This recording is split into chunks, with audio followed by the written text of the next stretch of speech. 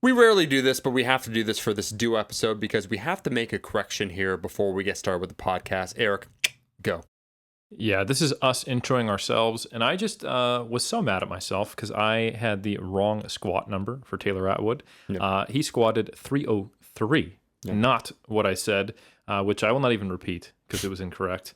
But yeah, so thanks for that, folks. Apologies, and big shout out to all the USAPL competitors who just crushed it at Nationals. And finally, I'll say you're going to really enjoy this Q&A. We didn't get to that many questions, but we went in on the ones we did get to. Eric, we're doing it again. It's a duo episode. Ooh, we have questions from the people, but we're going to give them answers. Yep.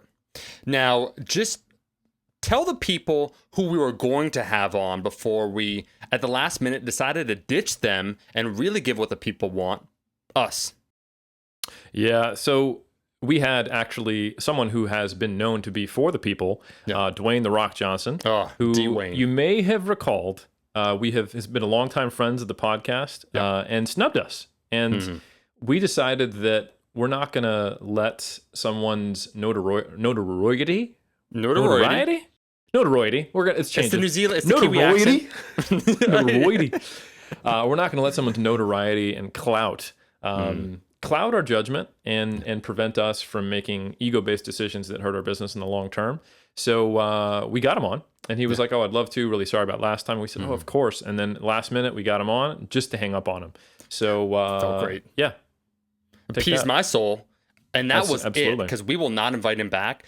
Not because he said I'll never come back, but because we closed that door on his ass. So it's like, who you got fired, or you decided to quit? Like, which one is it, right? Beauty's in the eye of the beholder, and we're beautiful around here. Right. So, to appease our ego, Eric, just before we move on, I want to read some reviews right here that took a screenshot. This is finally revealing how bad my eyesight is. People thought like, oh, we're like, you can see that in the squad. It's like, I actually can't see worth shit. But I wanted to read this one, Eric, because have you considered getting glasses that are actually prescription instead of just like the ones that you like the way they look ever? Or? It's like I've worn contacts for so long that these are my old pair. Anyways. I thought I'd be a cool dude. Little did you know, you can't wear contacts all the time. Otherwise, you could like dry out your eyes considerably to the point where your optometrist says, he said, "Oh, honey, you don't qualify for LASIK." Where I said, well, I can always just get LASIK. He said, "Your eyes are extremely dry. That's not possible." And I said, "Oh." This sounds like not a hypothetical. This sounds like something that's very accurate. But so I want to read this one because, Eric, international. So I want, because I've said before on podcast episodes, I've said, hey, because once again, it geotags you. I read the Canadian ones. Eric reads the ones from New Zealand. But I found a workaround, and we got a review from Finland. So I want to read it. Finland? Yeah, man. Wow. Now, hold on. I know that our former enemy, current grudging ally against Sigma Nutrition, Stronger by Science, do they have I can't remember. There's a country that they have canceled and they're at active war with. Is it Finland or is it Holland? I can't remember. So, we'll just sidestep it and say that what they decide to do unilaterally, even though we're in a pact, is reflective of them. We support them, but at the same time, we do what we want to do. So if they declared war on Finland, but we're actually extending the olive branch. Well, you know what? We're not even sure which country it is. So you know what we are, Omar? We're Switzerland with a +1. So we're still neutral, but our +1 to the party is Stronger by Science. Right. So if it is Finland, it's all good. We're just friends with them. Yeah. But still neutral. Yep. So the Finnish man says, from Finland with love, the metal kind. He said, been a listener of Iron Culture ever since the first few episodes. The beautiful synergy of Sir Helms and Sire Isuf has caressed my mind with supreme wisdom for hours. I have left many podcast reviews. Alas, I think the geolocation may have screwed me over, for I hail from Finland.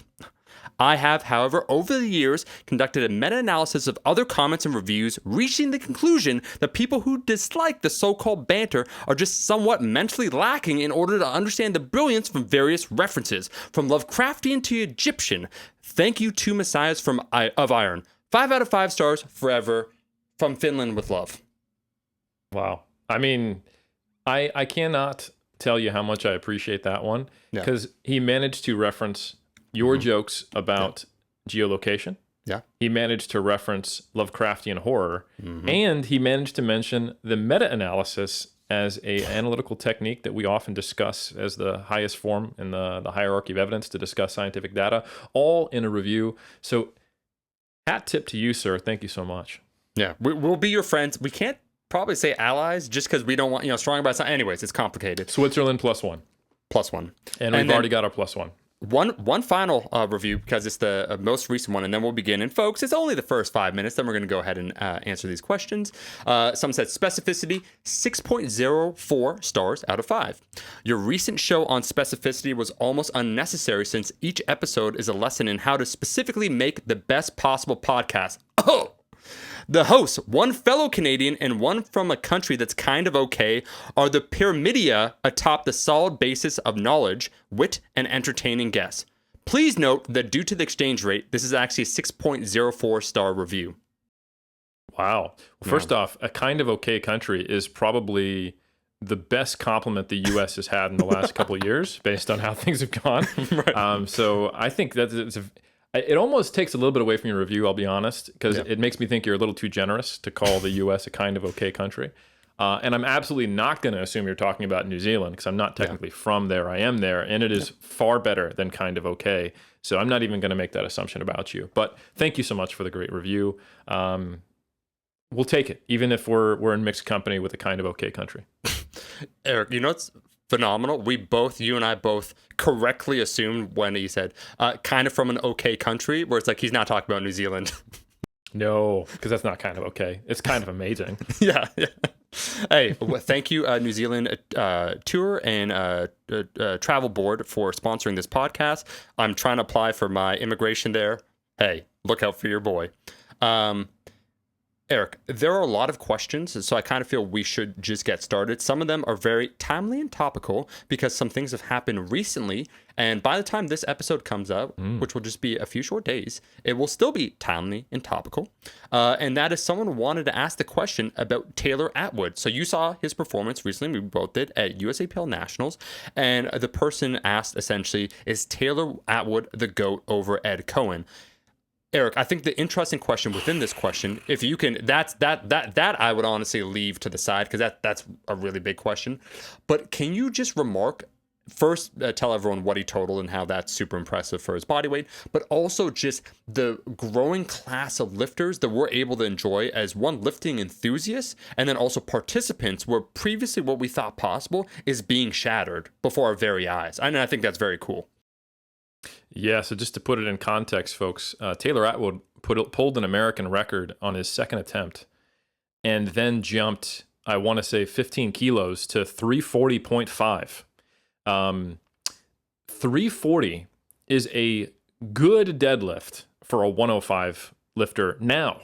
What people will often say is that if you want to kind of understand how powerlifting has gone in the last 5 years, if you want to go back to, say, 2014 or 2013, you just need to look 2 weight classes above whatever weight class you're looking at then, and that's what the totals have become in the last couple years.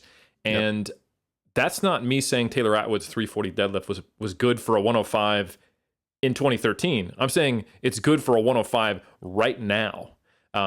So that is that's probably going to be an opener for the top 3, top 4 in the 105 class if you watch that. At this point, if you watched that, he almost hit a 200 kilo bench, just jumped the press command a little bit, which again, if you go up 2 weight classes currently, that is a good bench. There are people who are going to be taking that on second attempts. There's really, really good folks taking that around their first attempt. And his squat, again, set and broke his own American record. I think he squatted 314, if I got that correct. So something like that. Yeah, I watched it a little while ago but I think he did something like 314, 195, 340.5, and those are just ridiculous numbers. I think it would be very interesting to see what the final numbers are in the 83s, 93s, and 105s, because I have a feeling he would have done pretty well even if he hadn't made weight. Let's just put it that way. Yeah, and so because Eric hasn't yet watched the 83 kgs, I want to say so much, but it's wonderful to witness, because you keep thinking, I remember when Brett Gibbs first came about as an 83 kg lifter in around 2014, 2015, and he was shattering my expectations, everyone's expectations of what's possible, the 800 kg total for the 83 kilogram class. And now that's been raised where at nationals, USAPL nationals, there's at least always 3 people usually. They'll total over 800 kgs just within America itself. And so as a viewer, it's wonderful to see that steady progress. I do think we are finally seeing, due to the sheer size of the talent pool, the outliers. And that's not a disservice. I'm not trying to give them a disservice in terms of their hard work, dedication, consistency, the planning, their coaching, and all the necessary sacrifices that must go into being the top. But you combine that with a good subset of genetics, and you're really seeing what people are capable of. Because Eric, what do you know the stats offhand? With nationals, USAPL nationals, like their membership base or the IPF 8 years ago versus now, I think it's grown at least 20, 30 times. Yeah, it's something insane like that. I don't know the exact amount of growth, but the USAPL is by far the largest member nation in the IPF, and it is very easy to say that USAPL nationals is the most competitive powerlifting competition. I'm even going to say across other federations, not just in the IPF, and just in terms of the number of people who show up that are within, tens of kilos of one another, who are all well above what is considered elite. Yeah. It's pretty crazy. So given that we're looking at probably the best of the best overall, just missing a few other standouts in other countries. Don't get me wrong. There are some amazing lifters in other countries. You mentioned Brett Gibbs. He's obviously from here in New Zealand. But it's kind of the same way that like China is in Olympic lifting in the Olympics. There are some weight classes where if the champion from China could not go, if they were injured, they would have 2 other competitors who could step up and still win gold. So that's kind of the same way it is with the U.S. and powerlifting. Many times what you'll see is that the people who are placing second and third could potentially go to Worlds and win. And to give some credibility to that, Ellis McLean is a 2-time world champion, but has not actually won a national title in the Open because the times he has gone, he was an alternate. I think he placed second, and sometimes I think he placed less than second in the USAPL. And that's not to take anything away from LS. He's a fantastic lifter. You don't win a world title twice, but it just speaks to the depth of competition in the USAPL. So with that as a background context, understanding that Taylor was the only 74 kilo lifter to total over 800, it gives you an idea of just how dominant his performance was. And I would agree with you that it comes down to being a numbers game. And by saying that Taylor is an outlier, I don't think that is a statement that takes anything away from him. Because if you were to go back and listen to our episode where we had Taylor on with Ellis McLean, where they were talking about their sporting background, Taylor is also an outlier in terms of his work ethic and how long he has been singularly focused on getting ridiculously strong and the type of laser-like focus and standard that he holds himself to. That is quite rare. So when we say an outlier, we don't mean they just have the genetic chops. There were plenty of people who had the genetic chops back then, saying 2013 again, but it is the iconic lifters who can combine one-of-a-kind work ethic, time in the game, being injury-free with one-of-a-kind genetics that produces something like Taylor Atwood. And for those who don't remember or who didn't listen to that episode with Ellis McLean and Taylor Atwood, knowing that Taylor competes in the 74s right now, consider that almost a more impressive feat was that he actually had a pro day for the NFL. And he impressed people with his lifting, and he actually played... I think he was on the squad for a pro football team in Canada. Yeah. Being a man of his stature, considering that probably the average weight on field is 40 pounds heavier. So just to give you an idea of how powerful and how strong Taylor is, I think that speaks to the kind of talent that is now in powerlifting. There are so many people who have an athletic background that is incredibly impressive, that I think if you've only been exposed to powerlifting, you just don't really know what true athletic genetic talent is. Ray Williams, also used to play football at a very high level. Ellis McLean, like I said, also was just at the peak. And again, some of these guys were just not built for football. They're built for powerlifting, and just were good enough that they nearly went to the top. Bryce Lewis was a collegiate volleyball player. So this is the type of thing that you're starting to see crop up. Oh, Russell Orhey, who we had on, also played football and was very, very good. And what we're seeing these days is that there are more and more people getting into powerlifting. As powerlifting, it's still a niche sport, as we were talking about off camera, Omar. Yep. And I think it's easy to see the relative change in participation from the 2010 through 2013 era till now, and think, oh my God, it's blown up. But that's a relative statement. It's blown up relative to where it was, but it's still a very niche sport. But even with just that explosion, we're starting to see 3-4 standard deviations above this new mean. And I think the crazy thing is the mean has gone up so much. So here's an example. So if we just take a mediocre powerlifter, me, when I first started lifting in the mid 2000s, I've had steady improvement since then, maybe marred slightly by an injury, but I've gone from a low 500s total to a 620 total. And if everything goes well, I might total around 630 to 650 at nationals here in New Zealand in August. That's great. But I've actually been, that sounds like a steady improvement, over the 10, 15 years I've been lifting and powerlifting.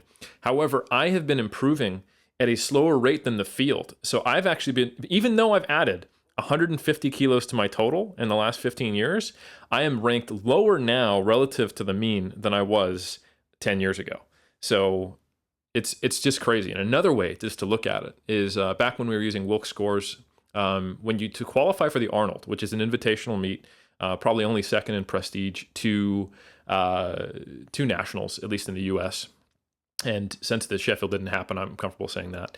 The qualifier to make to be able to compete in the Arnold used to be, I think, a 385 Wilks. Then it moved up to 400, and then it became 435, and it started steadily advancing. And they've always tried to keep that at a similar level. Like, that was considered a good lifter. I remember back in the day when a 400 Wilks was considered you were a pretty damn good lifter. And now that is considered pretty mediocre, considering there are people, if you were to convert it back to Wilks, there are like mid 500s to high 500 Wilks, which used to be something you would only see in the equipped class. So I think I've said enough, but let's just say that Taylor Atwood is in a class of his own, in my opinion, in the 74 kilo weight class. And it's really just how long can he stay healthy? Because I just don't see anyone that I'm currently aware of who is close enough to topple him from that throne, because he's still improving. No, it is truly a delight, like I said, from getting interested in powerlifting, let's say around 2010, 2011, to see the progress. And I think due to the intimacy, the access and availability of athletes, some of the questions that arise of the top lifters that wouldn't happen for, let's say, any other sport. So it's like Taylor Atwood, he's the GOAT at 74 kg men's. LeBron James, ain't nobody could respond to his comments on Instagram and he's going to respond back. So you have a closeness and proximity that almost creates a sense of familiarity, and then a sense, not that it's achievable for everyone, but what I'm trying to say is that some of the accusations that come out against, let's just say some of the natural drug tested athletes, I'm like, man, we need to understand what we're really actually witnessing right now. It's just how far one can push with, again, genetics plus all those other factors, that there's several standard deviations beyond what the average person is capable of, right? You don't wake up and think suddenly to yourself, hey, I'm pretty good at sprinting. Like, if I just keep grinding away, I'm going to beat Usain Bolt. Like, that would be a ridiculous statement, right? By any other sport metric. But for some reason in lifting, it seems to be a relatively common occurrence. And, to state it another way, there are people, let's say myself and Eric, we just, dog, it's time to tee up. Like, we're just going to try and see how strong we can get. All those things books. It's like, we will still not beat Taylor. It's like, that's the thing. It's hard for people to fathom. It's possible for you, meaning the listener, to become enhanced, do everything in your possibilities that you can do, much like you trying to become a faster sprinter than Usain Bolt, being enhanced, or name, and forget Usain Bolt, because like once again, people can say like, oh, maybe he's, someone that's enhanced. Like, picture anyone in the top 10 of the last, 30, 40 years. It doesn't matter. You have to grant us at least the charity that you feel at least one of them is natural. You can do anything you want, and you'll never be up to their level of competition. The same idea here we're seeing with powerlifting. And I think that's a hard pill for people to swallow when there's a bit of that rugged individualism, hard work, and pulling yourself, like I'm half joking but serious, pulling yourself up by the bootstrap, that goes part and parcel with lifting. We're reshaping ourselves, so it's a direct reflection of who we are and the work we put in. And as long as we could separate that, then I think we can witness and appreciate the spectacle. Yeah, I actually do want to talk about this a little bit, the whole natty or not thing, because I think people, they find themselves in these camps where both camps tend to make these very irrational arguments. I think when people hear me talk about it, they assume that I'm just naive and that I just kind of have a justice system belief, like, innocent until proven guilty. But I think what people are missing out on is the fact that often people are assuming something that drugs can do that they simply cannot. I think enhanced is actually a great term for it, because it enhances you from where you are. And there are limits to how much that enhancement can be for you. So I would 100% agree that you could take, well, I'll use me. You could take me and give me the best anabolic cycle in the world, and I would still not place top 10 in a drug-tested competition in the USAPL. That's just the reality of it. And I think a lot of the times on the enhanced natty versus not debate, a lot of people actually, I'd say the majority on the more skeptical side who believe everyone is enhanced, they don't have realistic expectations or understandings of what drugs can actually do. Yeah. Some of the best ways to show this are when someone actually goes from the top level of drug tested sport and then decides to go enhanced. So, for example, Sean Clarita. Sean Clarita, for those who know, he's the now 212 Mr. Olympia. And he competes at 180. When he was a natural competitor, people, of course, thought he was a cheater, like any top-level natural bodybuilder. That's just kind of goes with the territory. You get to graduate from having a shitty physique to being a cheater. That's the beauty of training for 15 years. So when he, at his best, he won the lightweight division at WNBF Worlds, and I think his stage weight was 130. So he put, 50 pounds of stage weight on is crazy when you're 6 foot, but he's 5'2". There's nothing you can do if you're already juicing to put on 50 pounds of stage weight at 5'2". So it makes you look back and realize, oh man, even I'll give you the most skeptical thing ever. Maybe Sean was on just a little bit of stuff back then, and then he went on literally everything, and he's actually going to die in a month. I don't think that's the case. But just to see that someone who was placing first at WNBF Worlds then went on to win his class in the tested ranks, it tells you something. It's not like it was, he gained another 10 pounds and then placed middling, That's not what happened. So I think, and we've actually seen similar things. There have been a number of, and I won't name any names, because this wasn't necessarily by choice, notable IPF lifters who got a ban from taking something that was tainted. And I know people it is true that the two things can be true at the same time, that anytime someone fails a drug test, they blame tainted supplements, and that there are tainted supplements. So, both happens, which is unfortunate. And I think you have to look at the specific compound, the amount that it was detected, the time frame, and when they got tested. But there have been a couple that I can think of, notable IPF lifters, who have popped positive for being for taking a tainted supplement, which, I'm not here trying to judge or state blame. You could easily say, hey, they should have paid more attention to what was in their body, blah, blah, blah. I'm not saying it's not their fault. The point is that then after that, because they were then banned, they decided to just simply compete on the enhanced side. And then they had these incredible increases in their total. And they are beyond what I would expect from someone just upping the dose or taking it closer to competition. So another example, John Hack, you think he's at the peak of the game and then he does a little extra, but it's still enhancing him. If you were to make those same relative increases that you see in the physique of a Sean Clarita or in the total of a John Hack, and you take them with an average lifter, guess what? They go from mediocre to above average in the tested ranks. So I think it's just really important for people to understand that yes, people do cheat the system. Some people do get caught, some people don't. But the amount, the effect size, the relative effect size that anabolics produce is overshadowed by far, and even more so in strength sport than physique sport, by the effect of genetic variation. You take someone who is just built for this shit, and they're going to beat out 90% of enhanced people, because you have to find someone who is just a little bit behind them in terms of genetics, who is also enhanced but has the same work ethic and is good at cheating. Because let's be honest, like in some of these sports, it is relatively easy to cheat. Like if we take a look at, if you're in a corrupt country that was in the Olympics, and we look at like and with labs that are actively colluding with drug sales. Anyone, go watch Icarus or listen to Clarence Kennedy talk about this stuff. He gives a very objective breakdown. Yep. But I think you also have to remember, like, what does ex-KGB agents at the orders of Vladimir Putin helping Olympians have to do with some guy in Texas competing in the USAPL? Nothing. So again, this goes back to the very irrational thinking you see in the Natty or Not debates. Like, I'm very comfortable saying, yes, there are cheaters. Yes, it happens a lot. Yes, the Olympics is fraught with doping scandal, but that's not equivalent to a random dude in the USAPL, like cheating. There is no state apparatus. There is no, also the reward mechanisms aren't in place. You know what I'm saying? So it's just this, they're not equivalent.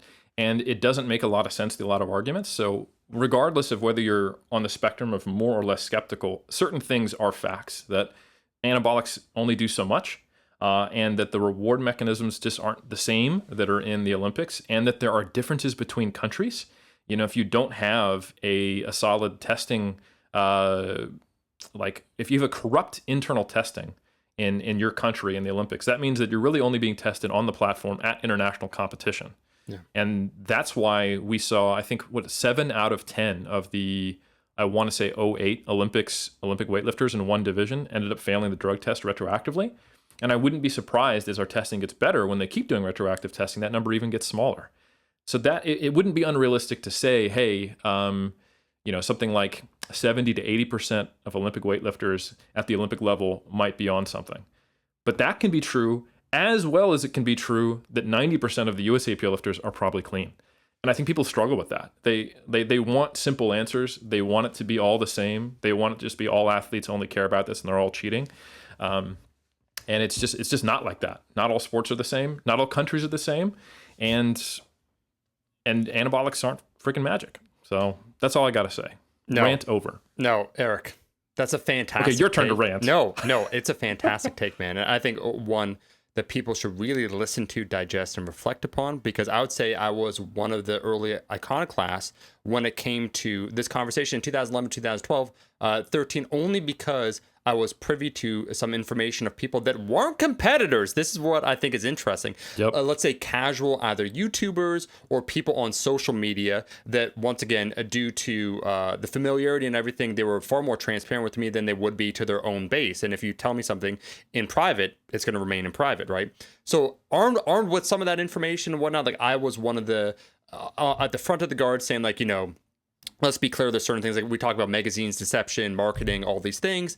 And some of these individuals that cheating can occur, and cheating can also not occur on a widespread level at something that is tested, like the USAPL that has USADA. And as like we had Jessica Bittner on, where it's like, wait a second, like they'll visit you at a random time, and that's how they catch people, where they'll tell you the day of. And if you know anything, we had the PhD candidate Alexander Koliari Turner on, who spoke about this at length. And that's why, to your point, Eric, the Olympic competitors in 2008 that got popped, basically they took substances that on the day of, masking agents or whatever, that they wouldn't get detected at the time, but as the technology advanced, they could retroactively test those substances and bam, they catch them, right? So it's actually very complex, but both things can be equally true. And I think it almost opened up a Pandora's box where I was one of the early ones talking about these things, just because I think some people have that naive ignorance. I mean, I didn't know any better when I first started lifting, because it's a very taboo topic. I did think Arnold was natural because I didn't know anything. I didn't know what a steroid was, right? In like 2007. So I thought this was just relevant information, more from the fitness marketing side of magazines and the models that are there at the time. And then people pumping the products, like just people that had basic financial incentive. And I would say this is, if you want the critiques of capitalism, it's coming up in a second.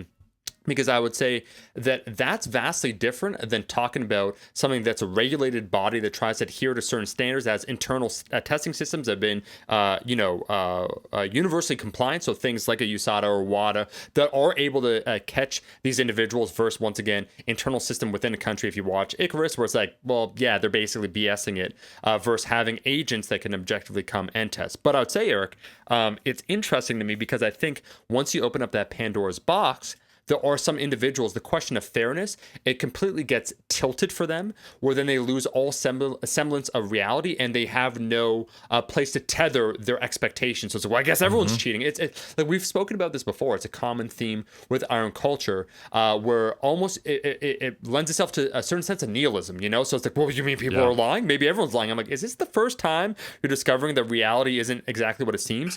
We can deal with these complex topics, and I think you gave the perfect take, so I'm not going to add anything onto my man. But I'll just say that I think one of the reward mechanisms we need to look at when we talk about these things is that, hey, guess what? And things like the USAPL, sure, you get clout, but is there any pay incentive? Which I think is one of the very real mechanisms that actually motivate people to blur the line. So when I spoke about those fitness marketers, you're getting paid based upon your physique. So how aesthetic you are. The difference is on the algorithm like Instagram or YouTube, it could be tens or hundreds of thousands of dollars depending on how you look. So that's a serious reward incentive to look a certain way. Powerlifters are broke AF. I'm just going to say it. Like, it's not there, right? So the financial reward isn't there. And if we talk about the Olympics, we spoke about, for instance, Russia or other countries, right? Not to throw Russia under the bus, just like numerous countries. There's a sense of national pride, expectation. If you win in certain countries, like Hossein Razazadeh in Iran, he's regarded as a national hero. Like, we can't even fathom what it's like, right? So it's on a different level. It's on a different scale. So comparing that to something that we're seeing currently and from a contemporary standpoint in us, the inability to wrap our mind around some of those more complex ideas, to your point, Eric, that someone can be natural, someone can be then enhanced and never be at the same level of someone who is truly natural. In fact, they could be far behind. So it becomes hard to test. And also testing isn't 100% accurate, but at the same time, you have those structures set in place. So most likely, most of the participants in certain fields are in fact natural. It's a tough one to wrap your mind around. Yeah, people don't like that complexity. I think what you really did and complimented my rant well is you talked about the psychology of it. Is that it depends on where you start with your belief on this topic. Like, because I didn't think Arnold was natural. You know, like I was less naive. I think I started with the there was this HBO Real Sports documentary that had like John Romano and all the folks from like MD on the enhanced side talking about how just basically like steroids aren't a big deal. And it was very one-sided. They were like, where are the bodies? You know, and which is not a very good argument. But I was like, as a 20-year-old, where are like the bodies? if steroids are so bad for you, like where are the bodies? Where are all the people who are dying from steroids? And I remember as like a 20-year-old who knew nothing, I was like, that's a good point. You know, I was like slowly talking myself into making the enhanced option a door I could walk down. And I've talked about this before. The reason I decided to stay natural is just to have some limits, not because I have any moral issue with it. And also, I'm just not the type of guy who would do something illegal. I didn't even drink till I was 21 just because I'm just lame like that. So anyway, so I remember being very aware of the fact that bodybuilders and the ones I was looking at were on a crap ton of stuff, and that was just part of the sport. And then once I became aware of natural bodybuilding, I think I had a very realistic view of that because, you know, going back to reward mechanisms and clout, and you're talking about how, Hossein Razazadeh, and also I know in some in other countries, some of Chinese lifters, they get, their whole family is taken care of, and they're taken care of and they have contracts to win certain medals, and it's an industry, which is, you know, ironic considering the way economics is supposed to work over there. But it is a really big deal to be a high-level athlete in some of these countries. And it is not just big deal for you, but it's a big deal for the people you care about. Yeah. And as we've seen from Icarus, the country will actually support you in cheating. And it's sometimes not even necessarily something you get a choice in if you look at some of the stuff that came out of Thailand. So anyway, very different to a natural bodybuilder who had like 1.2K followers on Instagram. And why did they blow up? Because someone on YouTube decided to make a Natty or Not video about them. And now they're getting attention because, hey, this guy's claiming natural. Let's make a Reddit post about it.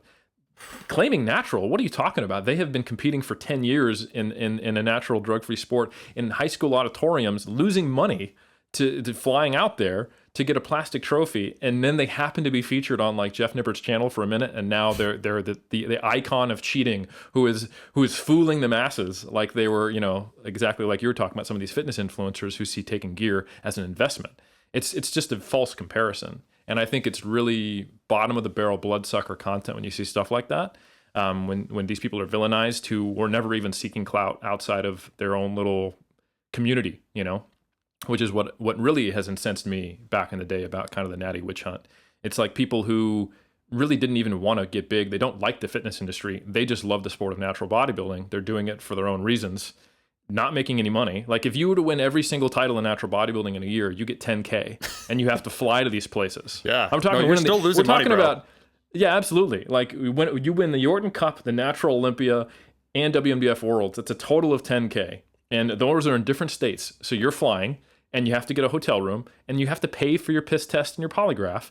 So you're going to come out with the ability to buy a crappy used car that'll go broke and it'll break down on the highway for you in 2 years. That's the incentives. So, yeah. So you're saying there are incentives, though? There are incentives. They are all on gear, is what I'm saying. And Eric, so this is the final, and this will be the way that we're able to parlay into the next question, because I do think it's relevant, is that, you are a content creator now. You are a public figure. Myself, I've been in the space for a long period of time. I joked about I was the only person on nattyornot.com. Basically, my physique's so shit that they're like, yeah, 3 out of 5 chances he's actually natural. But the layered assumptions that one witnesses, often that is the case where people will put a limit upon you that you didn't know existed, that doesn't exist, that they decided to fabricate. One that I find interesting, and this is relevant to the next question, is people will say like, oh, Omar has like shit tier genetics, right? They'll say like either like strength or physique. And I'm like, wait a second, let's take a look at these numbers, how long I've been lifting. If you could take your shirt off, I actually had this happen where a dude said something and then I saw his physique and I asked him, honestly, I said, do you think your physique is as good as mine, right? We're in the locker room. And he said, now that I see you, like, no, I don't. I'm like, that's okay. Like that's the ego. But they make this assumption about you that like, this is what's possible for you. It's like, well, wait a second. Did you join a gym? Like, did you join Fortis in like 2012? And like the first time you went on a strength program, you increased your deadlift by 140 pounds. It's like, I don't think you got that in you. Like, you know what I mean? It's like at the very least, if we compare it to the Russells and the Taylor, like, sure, we could call myself and Eric, like, yeah, we have mediocre genetics in comparison to the best of the best. But compared to the Gen Pop, I actually would say that we have above average genetics. I mean, compared to the pure general population. And then you combine that with the dedication, the mindset, and the years and years of training and everything else, right? Is that you need some perspective. So it's like they'll come baked in with a certain thing, a certain statement. Well, how do you get that? It's like, we know you have terrible gen. I'm like, who said that? Like, have you seen my first year of lifting? It's like, I look better than you. Like, on average, I look better than people on average. So it's like, you need to question some of these underlying assumptions. And that's why I think one of the biggest things, this is something that you, Eric, to ask as a bodybuilding coach, because I would say maybe my physique has improved by like 5% or whatever number you want to give it over the last few years. But one area that has vastly improved would actually be posing. And that's the little nuggets that you gave me. Someone asked that question about posing. He said, how'd you learn some of these posing cues? It seems like in addition, the person asked the question, in addition to your physique, it's like your posing is just better. And I would say, like, if we take a look at everything, the package, so to speak, and that your bodybuilding, you're trying to present your best total package, pun intended, that 5% actual objective physique improvement I've experienced, but I'd say I have like a plus 20% thanks to you, that little session upstairs at Fortis. The posing, like, hey, like puff your chest out, like arm tight, like hamstrings, like cup the one behind the other one. Can you just talk about the impact some of those things have? Because I've been, maybe, I don't know, call it me being slothful, laziness, the combination thereof, or maybe honestly, to principal charity on my own ass, just not really knowing how to do it, like doing posing. But I found it did make a big sizable improvement. And that's one of the like kind of the stones unturned, that if you're just like a YouTube bro and you've never done it, you probably don't know the effect that it has in terms of amplifying your physique. Yeah, no, posing is a huge part. And like, for those who aren't interested in competitive bodybuilding, I can give a broader answer, but I'll start with competitive bodybuilding. Posing won't ever take a genetic phenom and make them place poorly. But it will take people who are close and nudge it the other way. So there's been numerous times where I've seen someone who loses by a little bit backstage, just looking at them standing around, who then wins on game day. And the combination of, let's say, the person who has a better physique actually posing poorly, and then the person who has a slightly worse physique posing really well can make a difference of a placing or two. Because some people are just so built for bodybuilding, and let's say they're also in shape, you can just see them as they move around, like, oh my God, you're shredded. Like, even though you stick your butt out on a back double bicep, and I can't tell you that you have shredded glutes, when you just turn, like, I can see feathers in your glutes. Like, oh my God, like, it's so obvious, and you look so hard and chiseled. And, maybe you can see something in a back double bicep that, they pinch their scapula together on like the back lat spread, but you can tell they're just so wide and their back relaxed that it's very difficult for the judge to just kind of wipe their mind clean and just look at the posing comparisons. So yeah, like I'm never going to beat, like, you could take, like, actually we just had him on. You could take Sam Okinola and you can have him pose terribly, and I can compete next to him. I am not going to beat him. It does not matter. Right.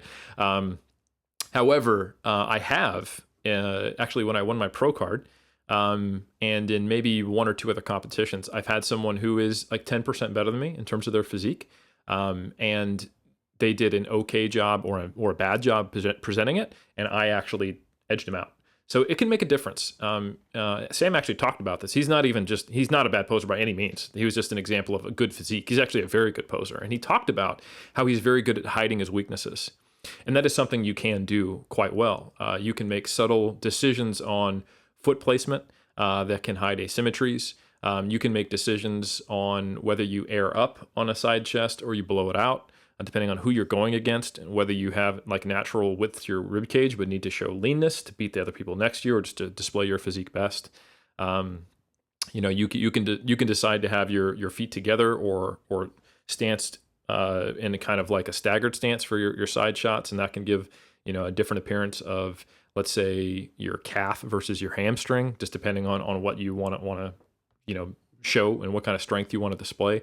You can stick your butt out, or you can tighten it, and that's sometimes, like, the women's division is more rewarded by not clenching it in some federations. So there's a lot to it, for sure, and it's something that is an integral part of your placing in bodybuilding. And I think the meta discussion that I said that kind of applies to people who don't care about competitive bodybuilding is that you can place yourself relative to a camera and use certain lighting and use filters that can enhance your physique way more than just the posing itself.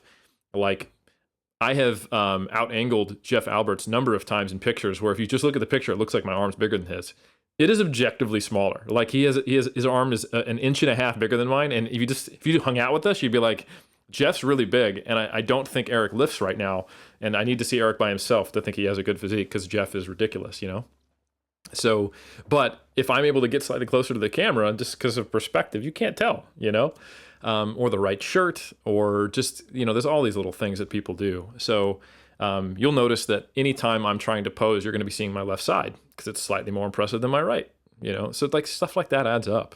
Yeah. And then some people just straight up Photoshop their shit. So it's like, you think steroids do a lot. Literally changing the way your physique looks in a program, it can happen. So I think people really do undervalue just how much of an effect that can make. Oh yeah, and Eric, I would say I think these are tips and tricks of the trade and sort of keeping up with the Joneses, because on social media, once again, you're compared via the algorithm. So does anyone want to see something subpar, or do they want to see something on the level as comparative to everyone else that you could participate in the system, while then also pointing out, I think, you did this while you're prepping, like I try that. That's why I even joke, like I not overcompensate, but I'll show like gut out or like relaxed or whatever. That you show all perspectives. So like, this is like, me, ideal, great posing, angle, light, like boom, right? And this is me just standing, like in front of the light. And I think some of that transparency this is the hilarious part. It's not the actual competitors, man. Like, it's not the natural bodybuilders that are guilty of this. It's not like the powerlifters. They're like hiding, making it seem like they're stronger than they are. It's kind of professional influencers, as I always say. Yes. Well, that's what you wonder. And I'll just say this, like, this is the critique episode. But I've interacted with a lot of, in quotations, influencers, and on average, their physiques are less impressive. Their strength numbers, honestly, because it's like they peak perfectly for, the one IG video or like their YouTube or whatnot, and then you lift with them and you're like, why are you like 7% weaker than I thought you'd be, right? That there's a certain subclass of people that once you know those tricks, you try and amplify it all the time. And I think like everything else, you could use them, we use them, but as long as you have then that transparency to give the peek behind the curtain, a la, the Wizard of Oz, then it's all good. And these are things that are done, whether people, I think, Eric, that the interesting point is whether they're aware of it, how far they'll go or not. You know what I mean? Yes. Yeah. I think to kind of go back to what you were saying about like some people would consider you to have shit genetics or average, and it all comes down to like, well, what is their benchmark that they start with? Yeah. I'm actually very fortunate that I'm a researcher because I haven't really had an appropriate sample to assess what is average until I got into research. Like, I think most people right now, like, you can find stuff online for me saying that I am the peak potential of a natural bodybuilder or that I have average genetics. Like, I've seen literally both comments. So obviously those both can't be true, right? So, but the question is why are those two very disparate, opinions out there? And it's because of what are people looking at? So if you believe that any kind of physique that's better than mine must be enhanced, then you're going to have a weird skewed vision of what a natural bodybuilder is. Likewise, if you are very, very optimistic about what physiques aren't enhanced and what you consider natural, then you're going to think I'm very average. The truth is probably somewhere in between, but how do you know that? Like if you just go by your Instagram, it's going to be, well, who do you follow? And you're going to get this crazy sample. Like if I was to look at my Instagram as the standard, I would always feel terrible because I am largely following like the top 5 in the world in natural bodybuilding and drug tested powerlifting. And if I was to then actually care about the enhanced side of it, and not everyone who's competing untested is actually enhanced, believe it or not, they're just untested. If I was to then broaden my horizon and then kind of have that same view that the rosy-eyed young Omar had of Arnold must be natural, I would think I was total trash, right? Yeah. So, but what's real? Well, I can tell you what's real because I have actually conducted studies and we just sample from a university population of quote unquote trained males. So, for example, my PhD study that I did over at FAU, we had a well-trained population. So they were required to squat at least 1.5 times body weight in a minimum, bench their body weight, and have done the squat and bench for at least, I think, a year, maybe trained for at least 2 years, but in the last year had to have done the bench and squat regularly. And we got what I would describe as a pretty well-trained population. So at a body weight on average of 175, I pulled this up, they were 11% body fat by Skinfold metrics, which is very lean. They were 22 years old. So this is, put that in perspective for how old they are on average. And they had a squat one arm of about 315 pounds, and they had a bench one arm of about 260. So that's like, they're not like powerlifting fans. Clearly, they have a much better bench relative to their body weight than their squat. This is like your typical, like the strong guy in the gym. The dude who is putting on more than 2 skillets on the bench press, and it looks like they know what they're doing. So that is probably 2 standard deviations above the mean in research when you look at trained participants, and maybe even 3 standard deviations above untrained, where you've got people who are benching 60% of their body weight, So I think to put that in perspective, that I see someone who above average would be at 175 pounds, you can squat 3 plates. Like that's an above average lifter who's put in the hard yards, in my opinion, for at least a couple years. Like they started lifting when they were 20. By the time they're 23, they've got like a 2-plate bench, a 3-plate squat, and maybe a 4-plate deadlift if they're training for the big 3. Because again, that's actually a lower bench than what we had in this population. But university males are bench specialists. Let's be honest. Yeah. So yeah, like a 2, 3, 4 at 175 pounds would be an above average lifter. And I think most people today would think that's trash. It's not, like if you compare it to just everyone who lifts weights. So realistically, if I know that, and I also know like what types of strength levels are out there at the elite and that level, I know that I am average for natural bodybuilders. I am average for competitive powerlifters. So I think that's the type of thing. And there are some other metrics out there if you want to know how you are in your sport, like the USAPL from a couple of years ago had a classification system, class 5 through 1, and then master and elite. And then like the top 10% would qualify for nationals. But the fact that in some cases it is higher than elite in certain weight classes speaks to how many people are in the USAPL. So like you could be an elite lifter and not qualify for nationals in some of the more populated weight classes in the USAPL. So anyway, that's my kind of a better objective way. If you want to understand what is average, find a full text of a training study with a decent sample size where they recruited trained people that match your demographic. You could find it and then just see how much lean body mass do they have? What was their body fat percentage? What was their 1RMs at the pretest? And that is probably what you should compare yourself to if you want to get an idea. And that's a skewed average too. That's people who self-select towards maintaining lifting for whatever time frame. If you were just to compare yourself to if we just took everyone out in the street, in a neighborhood, and we're like, all right, we're going to do a mid-thigh pull. We're going to do an isometric test of strength. Those people who qualified for that study would be in the top 10%. So yeah. I think that's the type of thing that people forget. They just get a really skewed social media idea of what average is. Perspective. It's something we're talking about today. I like how Eric had to whip it out because he's like, you know what, man, I got to bring the science on these people. Like you're claiming this, and I get it. It's like what metric of evaluation are we using? What sample size are we looking at? It's like, did I not just hear my man Eric's competing at New Zealand nationals? It's like that. You think just about anybody could go ahead and qualify for nationals? Like, wait a second. It's like he won his pro card. Wait a second. You think anybody can just win that? It's like we are privileged, to your point, Eric, like who you follow. And I think that actually kind of like Greg Nuckols was actually the first person he introduced to me what I would call genuine optimism with training. So you're still tethering yourself to some aspect of reality. But when I lift with him, whatever your all potential outcomes of, let's say, your lift for the day or anything else, you would aim high, not in terms of the raw number, but just like, yeah, I think I could do that. Like you might not do it, and you auto-regulate and you judge like, what's the RP today? But it's not like, oh, I'm gonna have a terrible day, and like, Eric, I just really think like this 100 kilo overhead press not happening. It's like, yeah, man, like let's go ahead and do it. Okay, we'll warm up, or we'll see what we do it. And I think once you open up the vistas, the possibilities, and who you compare yourself to, where you hold yourself to a higher standard, you might not reach exactly where you want to be, but that expectation that you set, as long as, once again, you have a positive relationship with yourself and all those other things, I think can push you to another level. And that's why I brought up that example, just that small microcosm. I hope everyone's able to experience what I've been fortunate enough to experience a few times in my training career,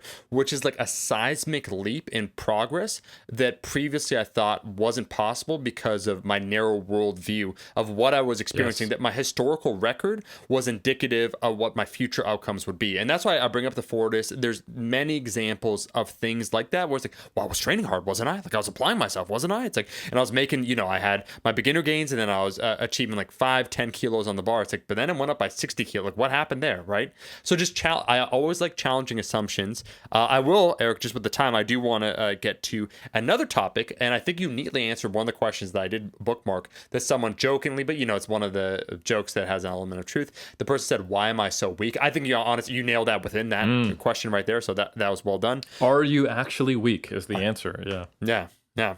The question that I wanted to ask you would be concerning people's injuries. Not that we're trying to give qualified advice, but where do people go if they're trying to get their free advice? So they're trying to self-assess or trying to get the best possible resources, because now we have the ability, the knowledge base that exists, I'd say at the very least online, to point you in the better direction. Like we're not physiotherapists, but these are common questions, right? That people ask, my SI, like my elbow, the this, that, the other thing.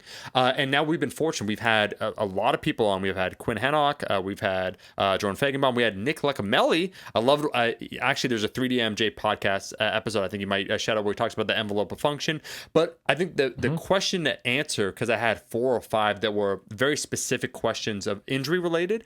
If someone wants to self-assess or get on that path, let's say maybe they don't have the financial means yet, or maybe they're hesitant to actually see a qualified professional, which honestly would be one of my go-to answers, to actually see someone that knows what they're doing. And it's one of those fields. We spoke with Dr. Gabrielle Fondaro, that kind of physiotherapy that, because it's kind of on the bleeding edge. Sure, it might be uneven, the quality of care that you might experience, but at least seeing someone's probably a sound idea. Where do people go, Eric, or should people do, Eric, when they're starting to experience some of these things and they want to self-diagnose and they want to get better?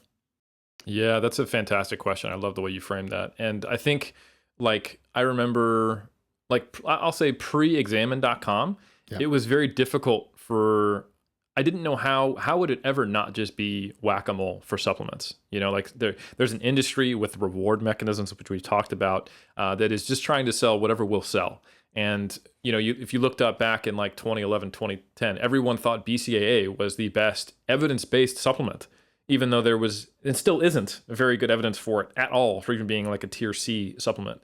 And I would say that reducing that knowledge asymmetry and getting people unbiased access, is something like an examine.com or the Journal of the International Society of Sports Nutrition, and their position stands are now things that are available, but have only been available in, say, the last decade. So that I think we're coming into that era with injury stuff. Yeah. We're starting to see the convergence between injury rehabilitation and prevention and social media with the up-to-date science, because this is one of those fields where you have all these different types of practitioners, and we're just starting to see like people who are using what I would call outdated approaches and even models to treating injury, to now starting to not be the majority anymore, as we have new people coming out of physical therapy school, as we have more penetration of evidence-based medicine in the injury-based space. So what I would recommend anyone to do is realize that a lot of these practitioners who are doing it right, even if you can't afford to work with them, they're producing content. Like, so for example, what I would actually recommend is follow Nick Liccamelli on Instagram. Follow the Barbell Medicine folks on Instagram. Follow Clinical Athlete Quinn Hennock on Instagram, because they've got, it's probably expensive to go travel to them and see them in person, but they have podcasts, they have webinars, they have seminars you can attend, they have a bunch of different things you can do. And they also just have social media that you can follow. Another one, Derek Akune, I think I'm pronouncing his name right. I'm not sure. Sorry about that, Derek. But he's a doctor of physical therapy and also a competitive powerlifter. And he's got a great Instagram. So shout out Akune_Matata as his name. He's got like 7,000 followers. And he puts out, like really, really good content. And he's not the only one. Like I follow Quinn Hennock. I follow him. I think I follow Nick, of course. So there's like, I can think of like double-digit number of people who are either doctors or doctors of physical therapy who have a really solid evidence basis, and who will not only answer your questions and be helpful and do Q&As, but they'll also then back it up with research and an understanding of the body that is founded on that more up-to-date evidence basis. Eric, what a time to be alive, man. Because we're experienced lifters. We've been around where it's like, man, you want to look up just a simple tutorial, a video tutorial on how to squat, how to bench, how to deadlift in 2007. You're basically SOL. Like, basically, you could find resources. There were places, but you had to navigate. Bodybuilding.com. So what you want to do is never have your knees go past your tongue. Oh, geez. Yeah. Scared the shit out of me there. I remember actually, so this is a true story. We'll end on this. Just the light years, I would say, that the general fitness IQ has progressed over time has been astounding, where I got my personal training certification. So that would be, well over now a decade ago, right? So I got it. I had the test evaluation by a master personal trainer, Eric, that's accredited. When was your first one? What year? What's that? What year? Well, when was your first certification? What year? 2007. 2005. Okay, it's good nice. Times. So Eric, here's the question. I don't know if you had. So they made me do this, where you had to take a client, hypothetical client. So they give you a case study. So here, how you train them. And this actually, I got like a healthy male. Like, these are the things. I was like, great. So we're gonna bench press. And I remember this when I went over the technique, where I said, so we want to have our elbows relatively tucked, because I had some knowledge. Obviously, it wasn't all the way there, but enough. But I said, and we want to bring it down, and we want to touch basically around the sternum. And she's like, no, 90-90. Oh yeah, right there, bro, yeah. 90-90, and you stop at 90-90. And she corrected me, and I was just thinking in my head, I was being very, very pragmatic, where it's like, I just want the certification. If I had the financial resources and I already was a trainer, this was just like something that I had to do, then I can actually challenge it. I said, you're right. 90-90 bench press. You know what I mean? Like, I'm like, just please give me a pass here. So what certifying body was your very first certification? I mean, I could, yeah. So it's a Canadian governing body. It'd be CanFit Pro. CanFit Pro? Yeah. Yep. So my very first one, I was very fortunate in this, at least for the lifting side of it. It wasn't as well recognized as some other ones, but I will say that it is, if you look at who's behind it, it was the ISSA. Okay. So that's Fred Hatfield was behind that. So you were allowed to touch your bench press, your bench press to the chest in that one. I got that in 05. And then I got the NASM certification in 07. I know you had a relationship with NASM for a while, but and it wasn't until 2011 that I got my CSCS through the NSCA. But just I've seen how that stuff has changed over time, and just how narrow some of the PT guidance was back in the day, man. Eric, so this is the final tangent before we'll wrap it up. I remember also the class. So the class, we had a genuine bodybuilder, like someone that competed untested in bodybuilding. And the training instructor was so like wowed by his physique that basically she would instruct, and then she would say like, is that right? She would ask like, so you're really lean, like we're talking about nutrition. What do you do for you to maintain your level? Because he was like shredded, right? Like he's like perfectly tanned. He's like all that 6 stuff. weeks out. Yeah. And he's just given it was the biggest appeal to authority I've seen in person, where he was giving, by rote, the most bro science answer. So, I mean, I've cut out, certain foods that inflame you, this and that. And it was basically like tilapia. So one meat choice, like, which was a fish, no fat, once again, right? And just green vegetables. And he brought his container there. And there's like a lot of, the thing that a lot of people don't understand is like, fat's going to make you fat. Like he was just saying these things. Like the trainer wasn't questioning it also, because it's like, this guy's clearly, a level of impressive conditioning that the majority of people would never achieve. So it's like, he's got to know something. And he was just like, rah, rah, rah, rah, the whole time. Man. Yeah, it's great. So you paid to be educated, not even to the book that you had to take a test on, but to who happened to show up who had a good physique. That's like, that's like if Instagram made a certification, it's just like, well, we're all going to show up, and whoever has the best physique, they're just going to tell us what it is. Yeah, it's like, it's a scaled test to whatever the most jacked person in the audience did. Oh my God. Yeah. So it's been truly fantastic. And that's why I think one of the lessons that we would attempt to impart is not just to be grateful, but just to understand that the resources, sometimes the access and availability, we forget. So we become too easily satisfied, where we're like, oh, like, I wonder where we would go. It's like, no, it's out there. And it's not even that hard to find. Like we're joking about even the squat videos circa 2007. It's like, man, if only you knew how hard it was. Like to Eric's point, when you were competing first in bodybuilding, you had to go on a forum. There's like a certain subset of people that get together, you make posts. There was no Instagram. We share photos, nothing readily and easily available, that just really lowered the barriers. No, and it was awkward because like we had all gotten on Facebook just literally to share like pictures with our family who lived out of the country. And then like our personal accounts became like, oh, I'll share my pictures on there. And I got some really weird, creepy messages from people who were just like, nice. And I'm like, oh, this is also where I share stuff with my mom. Like, get out of here. Oh, so man. Yeah, I'm so glad that OnlyFans exists now. Yeah. You could just there is a medium for everything, is what I'd say. Exactly. I do fondly remember when the evidence-based space was largely on Facebook, which is what, like, Facebook basically became irrelevant, I'd say, in 2016. I don't know, right? Like, I don't know what the year is, but you know what I mean, Eric? Yeah, I mean, some people still make it work. I mean, it's awful. I mean, so that's not true. We have a mass Facebook group, so I think for some things it still has function, but for just like your general platform, it's not great anymore. Yeah. I'm just grateful that we have the podcast. You think about YouTube, you think about even, I would say, Instagram within your bubbles. Like if you choose who you follow, the quality is definitely higher than, to your point, like you're just on Facebook browsing, like trying to find different groups. It's like, well, okay, I don't know how I ended up here, but here we go. Yep. Well, I guess vaccines are bad.